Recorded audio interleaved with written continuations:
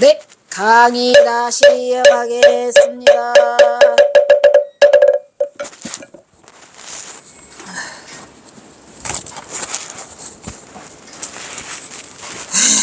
우리 만남은 우연이 아니야. 동호기내가 쫄딱 망했답니다. 왜? 동호기내가 쫄딱 망해서 그렇다고 쫄딱 망해서라고 쓰냐 이wen수야. 그 소설도 지가 쓰고 싶은 대로 써가지고 동호기내가 쫄딱 망해서 빈털터리가 되었는데도 어려운 가정 형편에도 불구하고 그의 부모들은 자녀들을 양반 가문답게 서당에서 정식 교육을 받게 한다는 것은 사람들은 앞다투어 칭송하고 부러워하였더라. 이게 교육열이 세야 돼요. 우리 어머니도 교육열이 아주 더럽게 세가지고요. 그냥 끼니 갈망을 못해도 공부는 해야 돼. 뭐냐? 동욱이 어린 시절 다녔던 서당은 마침 집안의 어른으로 송진사가 혼몽으로 틈틈이 소리 삼아 어린 학동들을 지도하고 있었기 때문에 몇 년 동안 우라병으로 몸져놓은 송도옥을 대신하여 아버지의 마음으로 아이들을 돌보고 가르쳤더라. 이런 얘기죠. 동욱의 고향 우동면 구암리와 서당리는 바로 인접해 있어요. 그러니까 서당리가 경선사 고향 구암리와 전봉준 장군 고향 구미리와 그 중간 지점이 있더라고요. 제가 다 가봤죠. 이 인접해 있어서 걸어서 동석이 동욱이 그리고 동이도 쫄랑쫄랑 따라서 어린 시절 바로 옆 동네인 이곳 서당리를 드나들며 같은 서당에서 수학하였더라. 거기에 쫄랑쫄랑 따라붙은 것도 하나 안 썼네. 봉준이는 어렸을 때 이름은 철로예요. 전봉준. 봉준아? 전봉준 초명은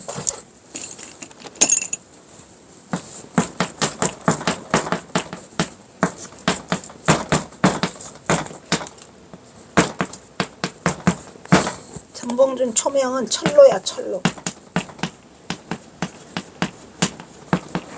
나중에 이제 봉준으로 바뀌죠. 아마 경선사랑 같이 있을 때 어린 시절에는 철로였던 것 같아요. 나중에 이제 봉준으로. 봉준아. 에이구, 사파라. 제가 시나리오 지금 이거 끝나고 또 가서 쓰고 있는데, 원제목은 안녕경어고 부제목은 봉준아야. 아이고 이거 어떻게 성공해야 될 텐데 지금은 안 해야 될 것 같아요. 왜냐면은 오징어 게임이 너무 이게 세게 들어와가지고 오징어 게임이 좀 가라앉아야 될 것 같아.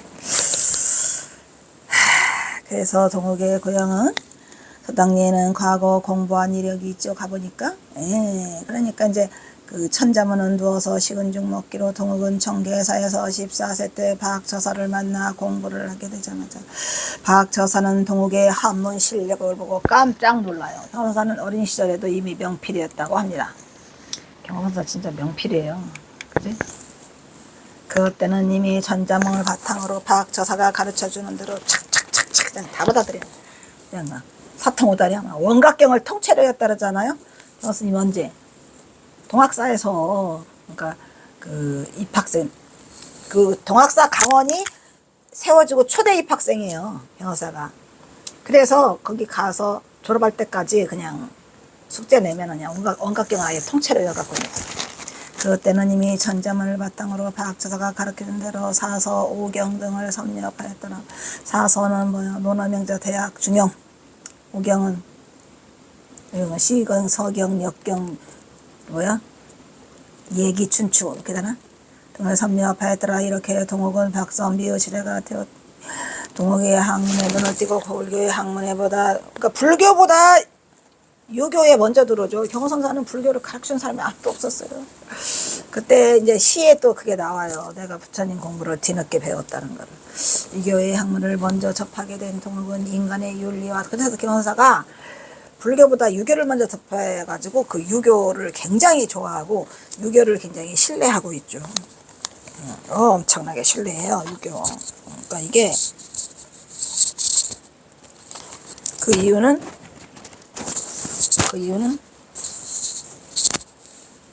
불교보다 유교를 먼저 접해요. 그러니까 굉장히 충신이에요. 충신, 충효예에 엄청나게 대단한 사람이죠. 그래서 동욱의 학문에 눈을 띄어두고 불교의 학문보다 유교의 학문을 먼저 접하게 된 동욱은 인간의 윤리와 도덕을 바탕으로 성인으로 성장하는 밑거름으로 동욱은 이곳 청계사의 요양차는 박성비로부터 크나큰 자양문을 삼게 되었다는 것이었으니, 저도 이 유교를 엄청 좋아하거든요. 이제 어린 시절에 저도 불교를 우리 어머니 웃겨요. 아니 그렇게 당신이 불교를 그렇게 그냥 기도하고 절하고 맨날 그 경을 모시는 양반이 실질적으로는 저한테 그 불교에 대한 거를 하나도 가르쳐주는 게, 저는 대학교 들어갈 때까지도 부처님이 서가모니인 줄도 몰랐다니까요. 그리고 대학을 들어가서 그 육조단경을 접하게 돼요. 저는 제일 먼저 접한 게 어이가 없는 일이죠. 아이러니죠.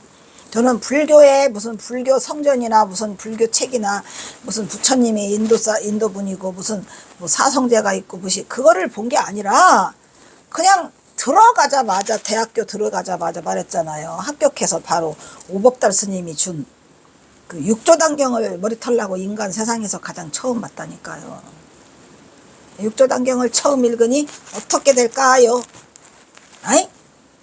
제가 그때 그 예비고사에 떨어지고, 우리는 예비고사 출신이에요.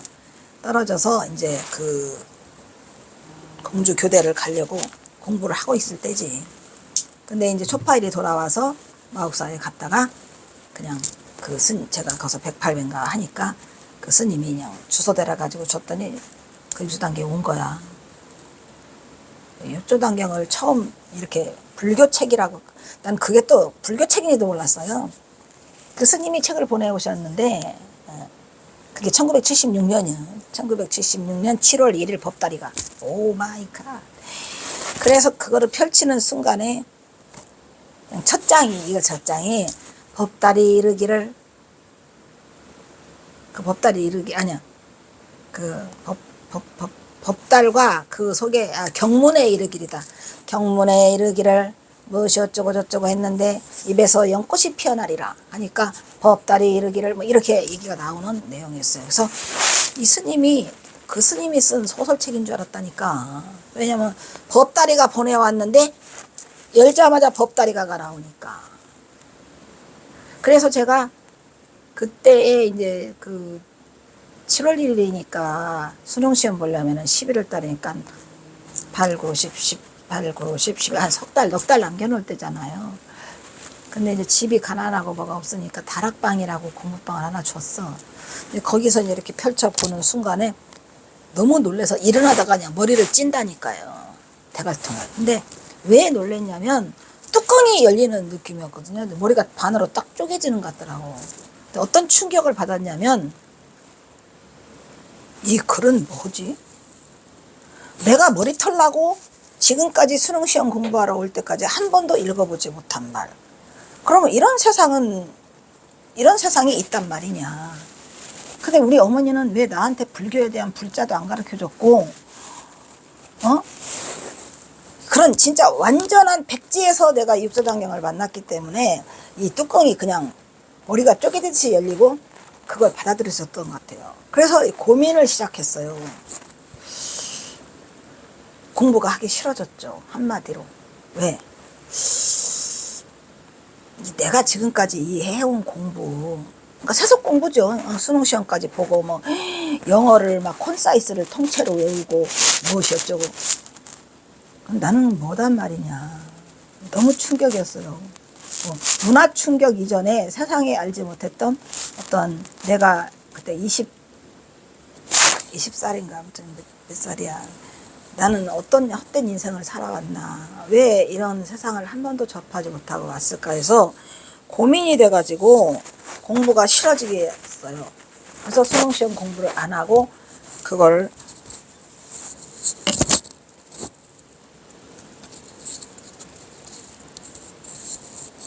너무 궁금한 거야. 이 장 넘기면 그 다음에 뭐 나올까? 그런데 뭐 진짜 다행히 운명인지 그 글들이 하나도 낯설지도 않았고 그냥 뭐 스폰지 빨아들이듯이 그 육조단경 그 줄줄이를 막 그냥 막 빨아들이는 게 막 흡입해요. 그리고 해서 했는데 이제 공부를 안 하고 있으니까 엄마가 뭐 간식이나 먹을 걸 들고다가 몇 번 들켰죠. 너 뭐 하냐? 아니야, 아무것도 안 해.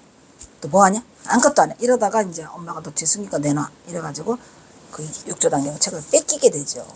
너 대학 들어가면 줄게. 이래서 알았다고 하고 공부를 시작했어요. 내 마음은 항상 거기 가 있죠. 그 처음에 열었을 때 입에서 연꽃이 피어나리라는 뭐고 법다리는 또 누구고 뭐지 소설이 이렇게 재밌나? 근데 소설치고는 조금 좀 내가 들어보지 못한 말 세계가 너무 많이 나오네. 이래가면서 이제 꾹 참고 해갖고 이제 공주교대를 합격하게 돼서 처음으로 엄마한테 엄마 저 책 주세요. 이래서 그 책을 받아들고 부모를 떠나요. 부모 곁을 떠나서 내가 제일 먼저 간 곳이 절이 어디에 있나 보니까 공주 포교당이라는 데가 있더라고요. 그래서 공주 포교당이라는 곳에 가가지고 정식으로 부처님께 절을 하면서 불교를 거기서 불교 대불련도 하고 뭐 이러면서 이 오늘의 제가 온 거죠. 그러니까 그 인연은 정말 대단한 거고 그 책 하나로 해서 저는 오늘 이 자리에 서 있어요. 이 자리에 강의를 한다 이 말이야. 그 너덜너덜한 육교단경을 통해서. 그러니까 이 동욱이도 천자문 하나 있다가 박처사 하나 만나가지고 노놈이 이제 대학 중형 다 떼버리고 막 사서 오경 띄고 이거 띄고 동학사 갔거든요. 그래서 거기가 원각경이고 박사가 되는 거야. 1등 수석조로. 아이고 그래서 운명의 조력자가 나타나게 되는 거죠. 이렇게 하여 동욱은 박선비의 제자가 되었느니 동욱의 학문들을 틔워주는 불교 학문보다도 유교의 학문을 먼저 접하게 됐다. 어쨌든 저는 그러니까 저는 불교를 늦게 만나요. 늦게 만나서 그 이전에 벌써 이미 제가 유교를 엄청 좋아했어요. 그래서 유교 중에 내가 말했잖아요. 신독. 깜깜한 밤에 혼자 있을 때도 내 몸가짐을 흐트러지지 않는 거. 근데 왜 그랬는지 모르겠어. 근데 유교에 막 굉장히 찌들어 있었죠. 그러니까 부모님께 효도하고 나라에 충성하고 그 예의 범절을 지키고 뭐 하여튼 그런 거에 막 이렇게 찌들 사람이 아니다. 인간의 윤리와 도덕을 윤리와 도덕을 좋아했구나. 윤리와 도덕을 모르면 이거는 짐승이다. 이러면서 어린애가 무척 유교를 좋아했던 그런 생각이 나는데 저는 유교를 뭐 따로 접할 만큼 이렇게 박쳐서 가진 사람도 나타나지는 않았어요. 어떻게 보면 경원사보다 많이 불행한 거지. 어쨌든 경원선사는 이렇게 그 박처사라는 인물의 행운을 부여잡게 되지요. 이제 경원선사의 살 길이 열리게 되는 거예요. 그래서 이제 박선비가 동욱은 정계사의 유황차원 박선비로부터 크나큰 자양분을 삼게 되었어요. 이후에 경호선사의 그 사상 속에는 그래서 경호선사는 유불선 상교에 능통하다는 게 그거죠. 유교에 이미 능통해 있고요. 불교에 또 섭렵해 있고 도교는 뭐 경호선사가 내가 중노릇하기 싫을 때 내가 장자를 유생들하고 얘기하려고 장자를 만들겠다 이런 얘기가 장자에도 막 그냥 도통을 했고 심지어는 경호선사는 뭐 병법에도 능하고 말하다 하자 김태음의 제갈공명에도 능하고 왜냐면 전봉준 장군 저기를 혁명을 주도하는데 경호선사가 많은 역할을 한다 그랬잖아요. 풍수지리에도 엄청 능해요. 또 뭐에도 엄청 등해 약초꾼으로도 그냥 대단해요. 그러니까 이 박사야 박사. 그런 분이 세상에는 안 나온다니까 이제는 안 나와. 내가 이 경호선사 같은 분이 다시는 안 나올 거라는 걸 알기 때문에 어떻게 살아도 내가 이 배가 고파 죽겠구만. 아이고 배고파 이거 갖고 안 되겠어. 라면이라도 삶아 먹어야지. 해서 이거라도 남겨놓고 가보려고 진짜 힘들죠. 이거 아무나 이게 뭐 하는 짓인지 이게. 그래서 우리는 경호선사를 정말로 힘들게 우리가 이렇게 행운을 잡아서 만났으니까 뭐 정말 안타까운 건 이 젊은 사람들한테 경호를 알려주고 싶은데 이게 안 돼서 일단은 제가 좀 더 여유가 되면은 그 대불련을 한번 해보려고는 하거든요. 대불련에 가서 이거를 한번 경어를 알리고 싶다라는 생각은 갖고 있어요. 배고파. 빨리 끝내고 싶은데. 그리하여 동옥은 청계사의 주지인 개허가 동옥의 머리를 깎아주고 개를 준 법의 스승이요 폐병으로 몸이 아파 요양을 오게 돼 청계사 저르게 먹게 된 처사는 학문의 스승이 된 것이다. 그러니까 머리 깎아준 스승은 개허고 학문으로 연결시켜준 거는 박처사고 이렇단 얘기예요. 이렇게 참 어떻게 보면 개허도 고맙죠. 개허 스님이 받아들이지 않았으면 개허사가 청계사를 안 갔을 거고 청계사를 안 갔으면 박처사를 못 만났을 거고 이러한 모든 것들이 다 운명의 소치가 아니겠느냐. 뭐 이 모든 것에 감사합니다. 그러므로 삼위승 동옥은 일주일장 놀라운 실력으로 글을 배우기 시작한 첫날 밤부터 이미 삼위승은 천자문을 단숨에 하루아침에 싹 천자문 읽어요. 그리고 많은 글들을 듣는 대로 눈에 스치는 대로 다 섭렵하였으니 과연 동옥의 천재성은 이렇게 해요. 세상에 드러내야 되는 것이라요. 천재성이 있어요. 경사가 천재성이 있어요. 그런 분이 어디 다시 오겠습니까?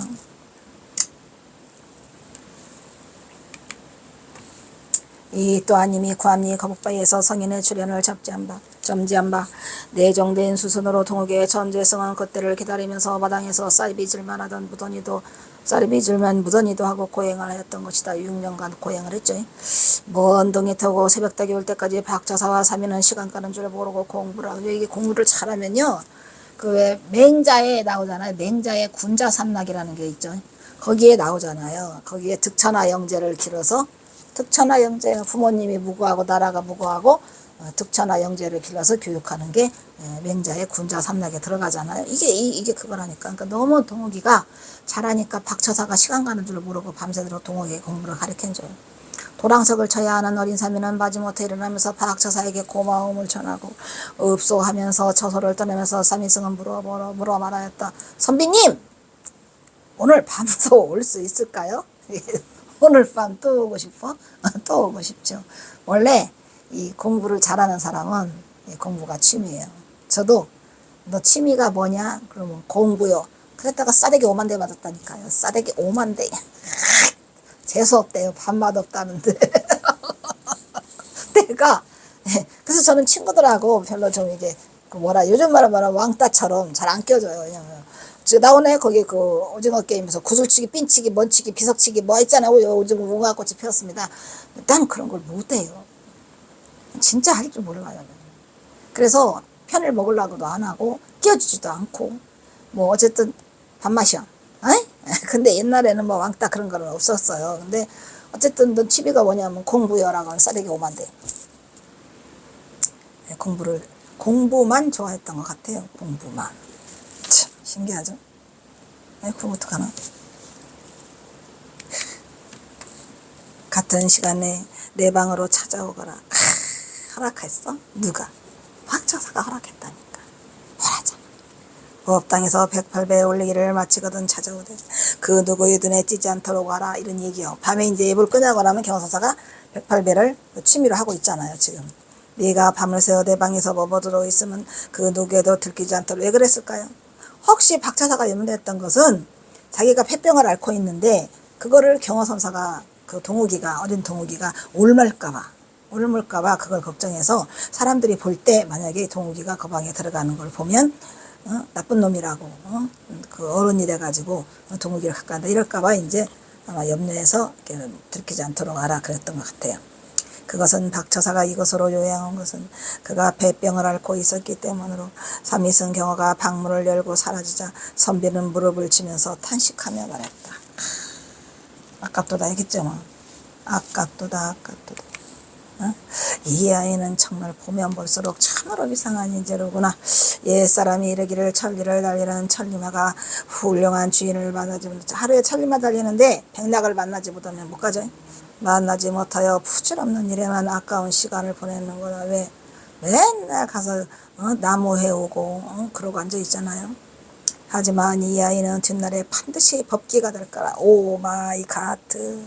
법기 큰 그릇 법기가 되어 중생 일체 중생 모든 사람들의 번뇌를 씻어주게 될 것이다. 원래는 큰 것이라고 해서 댁이라고 써야 맞겠지요. 근데 나는 그냥 댁이라고 쓰기 싫었거든요. 법기할래. 내 맘이지. 그래서 법기라고 썼던 거예요. 아시겠죠? 큰 그릇 그럼 법기지, 아니 대기지 뭐야. 근데 나는 법기라고 할 거야. 그래서 제가 이 법기로 바꿔놨어요.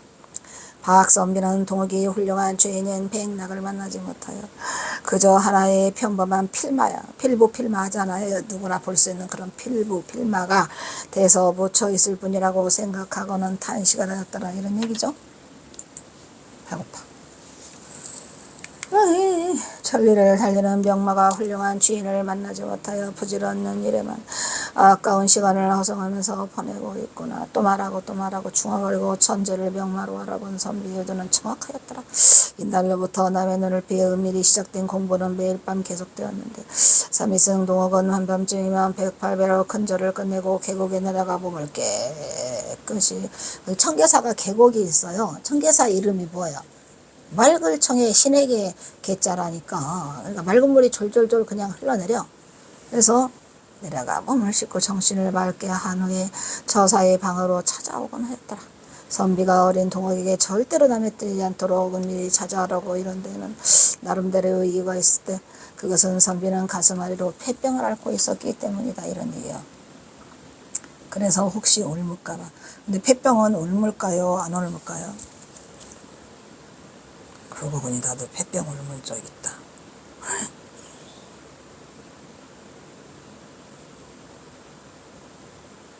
폐병은 옮아요. 그래서 아마 이 박처사가 걱정을 했을 거예요. 왜냐면 저도 내가 그 대학교 2학년 때인가 대학교 들어가려고 했다. 대학교를 합격을 했는데 친구가 있었어요. 근데 걔를 찾아갔더니 어느 날 걔가 기침을 콜록콜록 하더라고. 그래서 왜 그러냐니까 폐병이 걸렸다고 합니다. 근데 그때 우리 때는 폐병이 좀 많이 걸렸어요. 아직도 후진국이라 그랬는가 봐. 내가 이게 몇 년이냐면 1978년도 이야기인데 1977년도나 8년도 얘기다. 그런데 그 친구가 폐병이 걸렸다는데 어떻게 보면 내가 인간이 인생에서 가장 때묻지 않고 아름다워 깨끗한 인간 본성의 천연의 모습을 보여줬을 때가 그때지 않았냐.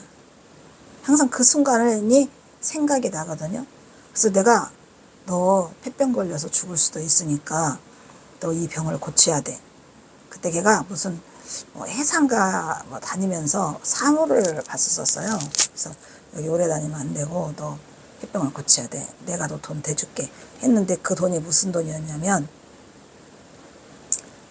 우리 어머니가 입학금이었어요. 대학 들어가는 입학금 공주교대. 근데 가서 그 말을 엄마한테 했더니 엄마 나 대학 안 가고 내 친구 이거 폐병을 고쳐야 될 것 같아.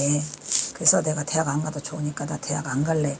이 입학금으로 내 친구 폐병을 고쳐줄 거야. 했다가 방에 문 걸어 잠그고 머리 끄댕이를 다 뽑히고 몽댕이로 두드려 맞았어요. 고집을 피우는가.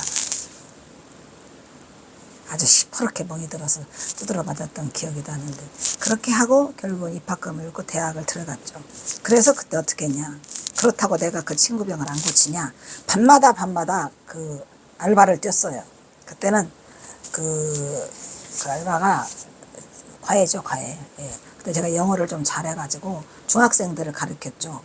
그 장기면이라고 그 공주 옆에 있어요. 근데 장기까지 이제 내가 출장을 갔는데 그때 당시로 그 박정희 대통령이 77년도에도 있었나 봐. 아니? 그 언제 돌아가시나? 박정희 대통령이 그 나라 수도를 옮긴다고 비행기를 타고 비행기 아니야 헬리콥터인가 그거를 타고 그 장기면에 왔답니다. 깜짝 놀랐죠. 그런데 그렇게 해서 거기가 이제 수도로 옮기기가 적당한가를 보고 왔다는데 나중에 내가 들은 얘기가 거기로 한번 수도를 옮겨볼까 해서 그 박 대통령이 다녀갔다고 합니다. 그게 진짜래요. 근데 어쨌든 내가 장기면에 가서 그 애들을 가르쳤어요. 그리고 이제 밤에는 또 우리 기숙사에 이제 매점을 기숙사 사관님한테 허락을 받고 내가 돈 쓸 일이 있다 해가지고 그 매점을 열었는데 빵을 이렇게 낮에 떼다가 거기다 놓고 커피를 팔고 그래가지고 10시부터 12시까지 2시간 걔가 거기서 그 매점을 열어가지고 돈을 모아서 걔한테 그 갖다 줘요. 치료를 하라고. 그리고 났는데 걔 치료는 이제 병이 점점 좋아지고 했다고 했어요. 그런데 그 뒤에 제가 이상한 병에 걸려가지고 기숙사에서 밤마다 잠을 못 자. 도끼로 여기를 쪼가는, 그렇게 아픈 그 고통은 도끼로 여기를 찝는 것 같아요. 가슴이 벌어져서 숨을 들이쉬지를 못해요. 들이쉬면 너무 아픈 거야. 그래서 나는 내가 부처님의 그거를 믿고 그렇게 간절하게 부처님한테 기도한 적이 없었죠. 정말 부처님이셔 이 병을 이게 뭔지 모르는데 내가 이 아픔을 집에 가서 얘기하면은 어머니가 당장 그 끈이 걸망도 못 하는데 먹고 살 것도 없는데 나를 병원으로 끌고 갈 것 같으니까 제가 이 고통은 참을 테니까 이게 뭔지 좀 고쳐주세요. 고쳐주세요. 너무 간절하고 너무나 정말 지독스럽게 밤마다 빌었죠. 부처님한테. 근데 어느 날부터인가 안 아파요. 그래서 나는 부처님의 가피를 굉장히 많이 입은 사람이고 난 이 부처님의 절대적인 신뢰감 속에 내가 부처님한테 기도하면 다 이루어진다 이런 생각 속에 엄청나게 그거를 은혜에 보답하려고 아마 내가 이 공부도 하고 뭐든지 불교를 위해서 뛰어들었던 것 같아. 근데 어느 날 나이가 다 들어가지고 우리 무슨 일이 있어가지고 내가 병원을 가게 됐어요. 강남이요? 무슨 병원을 갔는데 엑스레이를 찍어오래요. 그래서 엑스레이를 찍었는데 그 의사가 이거 폐가 다 죽었다는 거야. 폐병 앓은 적 있느니. 폐병이 뭐예요? 그랬더니 이거 폐병을 앓았대 내가 몇십 년 전에. 그래서 이 폐가 다 죽어 하얗게 죽어 있대요. 그 생각해보니까 그게 폐병이었어요. 하여튼 몇십 년 후에 알았죠. 그러니까 그 폐병은 무서운 병이야. 걸려요. 그래서 나는 그거를 모르고 걔하고 밥 먹고 자고 걔 도와주고 그렇게 1년을 하고 나니까 폐병이 걸렸더라. 근데 나는 폐병이라고 그러니까 어떻게 보면은 이게 있잖아요. 이 부처님에 대한 절대적인 신뢰감이 있으면 그런 게 또 고쳐지는 것 같더라고. 이거는 뭐 믿거나 말거나 나는 그 부처님한테 기도하고 부처님한테 해서 얻은 게 너무 많아요. 갚아야 되거든요. 근데 어쨌든 그것이 부처님의 힘으로 나섰다고 생각을 했고 그게 폐병인 줄은 몰랐지. 이 지금 박처사가 폐병에 걸렸는데 내가 이걸 쓴 이유가 그거죠. 왜냐면은 이 사람도 어른이라 아마 어린 사미가 폐병에 걸릴 수 있다는 생각을 가졌어. 그래서 내가 이걸 쓴 거예요. 사실은 자기가 이게 경험한 거를 거의 쓰거든요. 어쨌든 간에 이 병은 당시 무서운 천형의 병으로 전염성이 강해요. 휴양하기 위해 조용한 산을 찾아온 그로서는 삼위승에게 문자를 가르쳐주고 싶은 간절함에 혹 전염이라 쳤다. 내가 전염됐다니까요. 아무것도 모르고 남의 눈을 피해서 삼위승에게 문자를 가르쳐야만 나중에 뒷말이 없어야 하기 때문에 박선비의 배려였던 것이다. 이때 그렇게까지 하면서도 박선비는 아마 경호에게 글을 가르쳐주고 싶었나 봐요. 자연히 남의 눈에 피해 삼위승에게 문자를 가르쳐야만 나중에 뒷말이 없어야 하기 때문에 박선비의 배려였던 것이다. 이때 박선비의 병은 무거워 간혹 입으로 피를 토해내기도 했답니다. 그래서 나는 피는 하나도 안 토했고 그냥 증상에 여기 도끼로 찍는 것 같아. 숨을 쉬면 너무 아팠어요. 그래서 내가 반쪽 배로 사는 것도 모르고 살았고 잘 살았지 뭘. 어쨌든 그래서 심한 기침으로 콜록콜록 하면서 힘들어 이러다는 하나도 없었거든요. 참 그 신기한 일이죠. 알게 모르게 왔다가 나간 그 폐병 말이야. 그래서 제가 그런 사실이 있기 때문에 이거를 제가 써본 거예요. 이거는 뭐 내 경험을 통해서 이 폐병은 없는 거다. 그래서 아마 그 박처사도 마음을 그렇게 생각하고 안타깝지만 그래도 우리 경호를 가르치고 싶었는가 봐요. 사실을 다른 사람들은 꺼리고 멀리하면서 박선비를 피하기도 하였는지라 박선비로서는 어린 동욱이 염려가 되기도 하였지만 자신의 의지는 천재성을 보이는 아까운 동욱에게 이거죠.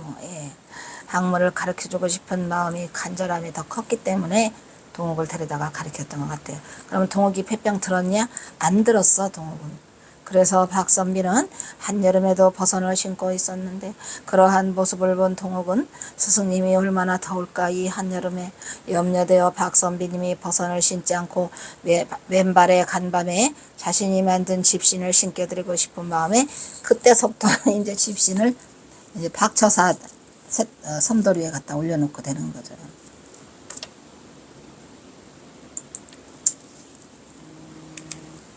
동욱은 밤새도록 집신을 삼아서 대도리에 몰래 올려놓고 왔다.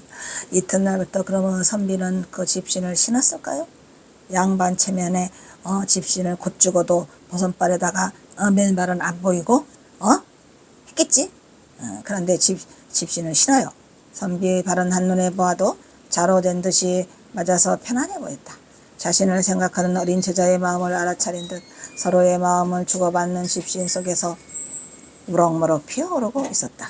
절 앞마당 석등 안에 불을 붙여가며 정례를 들고 있는 동욱의 일과는 밤에도 계속되었더라.